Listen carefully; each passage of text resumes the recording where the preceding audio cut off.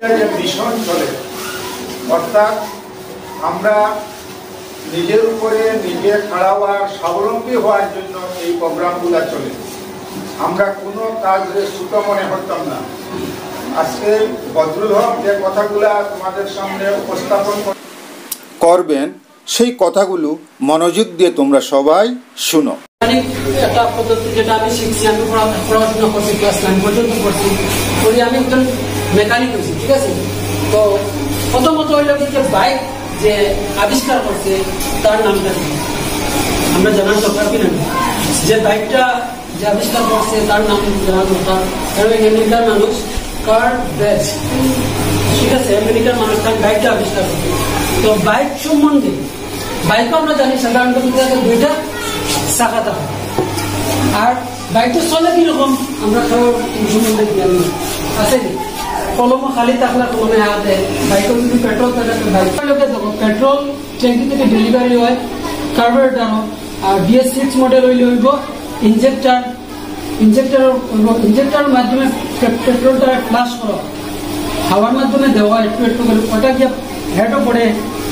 এটা দুইটা বেল্ট আছে, বেল্ট জিনিসটা আপনি বুঝাইতে পারেন, বেল্ট দুইটা বেল্ট আছে, বেল্টটা পেট্রোলটা কন্ট্রোল করে, তারপরে প্লাগে গিয়া কারেন্ট দেয়, আর এই কারেন্টের মাধ্যমে গিয়া পেট্রোলটা জ্বলে, তারপরে বাইকটা রানিং করে। তো বাইকে লাগে তখন বাইক চালাইতে হইলে প্রথমত অ্যাক্সেলেটর কেবলের দরকার, অ্যাক্সেলেটর কেবল লাগবে। অ্যাক্সেলেটর কেবল বুঝছো, মনে করো তো বাইক চালাও, অ্যাক্সেলেটর কেবল যেটা আমরা মুভ করি এটার নাম বলি অ্যাক্সেলেটর কেবল। বাইকে ক্লাস কেবল লাগে, যেটা ক্লাস করতে লাগবো। অনেক মানে গিয়ার বক্স ছাড়া উইদাউট গিয়ার, আর বাইকে একটা ইঞ্জিন থাকে, যে ইঞ্জিনে সব কিছু বুঝানি আমাদের সম্ভব নয়, অনেক কিছু থাকে। আর একটা চেইন থাকে, যে চেইনে ধরো বাইকের চাকাটা চলায়, আর ইঞ্জিনে মেকানিক করার ইচ্ছে থাকে। তো আপনারা পড়ালেখা করিয়া হইতে, লেখাপড়া ছাড়া আপনারা ইঞ্জিনিয়ার হইতে পারবেন। ইভেন আমি 9 পর্যন্ত যে পড়ছি না ওয়ার্ড না, তো ইংলিশ ওয়ার্ড শিখতে হইলে মিনিমাম আমরা 10 পাস করতে লাগবো। 10 না পাস করলে আমরা ইংলিশ ওয়ার্ড শিখতাম পারতাম না, ভালো প্রনাউন্সিয়েশন আইতো না, ঠিক আছে। তো আশা করি আপনারা কথা বুঝছেন, আমার বুঝছেন না, বুঝাবেন কোনো বিষয় আছে। আর যদি কারো কোনো বাইক থাকে, কিছু কিছু জিনিস আমরা শিখিয়ে রাখার দরকার।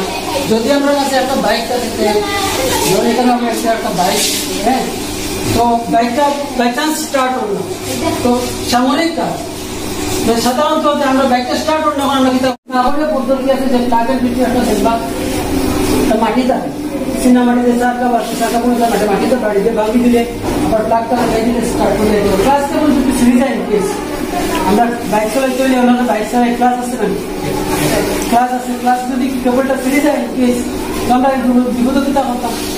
হ্যাঁ, আমার লাইন আছে, মেকানিক ছাড়াও আমার লাইন আছে। বাইকটা প্রথমে স্টার্ট করবে, বাইকটা একটু ধাক্কা দিবে, বাইকটা রানিং অবস্থায়, মানে চাকা তুমি বাইকে বয়াত পারবে। বাইকটা যখন রানিং চলিয়ে যায় তখন বাইকের উপরে বইয়া গিয়ারটা লাগাইবে, একটু জাটকা মারবো, পরের গিয়ার লাগাইতে জাটকা মারবো, আস্তে বিনা ক্লাসেও স্পিড না, স্পিডটা মিনিমাম তোমার 20 কিলোমিটার স্পিড থাকতে লাগবে। যদি 30 আপ হয়ে যায় তখন বাইক করতে পারবে, ঠিক আছে। মেকানিক্সের শিক্ষকতা প্রদান করা, টিচিং দেওয়া, তোমাদেরকে শেখানো, তার মর্যাদা তোমরা দেখছো। কোনো কাজ ছোট নয়, প্রতিটা কাজ বড়। ভারত সরকার সেই জ্ঞান দিতে তোমাদেরকে চেষ্টা করছে, তোমাদের মধ্যে স্কিল বাড়াও। তোমার কাছে যদি এইভাবে একটা স্কিল থাকে, একটা বিষয়ে দক্ষ থাকো, তাহলে তোমাকেও এইভাবে বদলের মতো বুঝিয়ে গিয়ে আনা হবে এবং বুঝিয়ে নেওয়া হবে। কথাটা বুঝতে পারবে? আগে উনি ওই বিষয়ে দক্ষ, এবং ছোট ছোট কাজগুলো দিয়ে মানুষ স্বাবলম্বী ও নিজের পায়ে দাঁড়াতে পারে, ব্যবসা করতে পারে, হ্যাঁ, এবং নিজের দৈনন্দিন জীবন সুন্দর করে চালাতে পারে। বদরুল হক তোমাদের সামনে একটা কথা বলেছে, আমি 3,000 টাকা ইনকাম করতে পারি।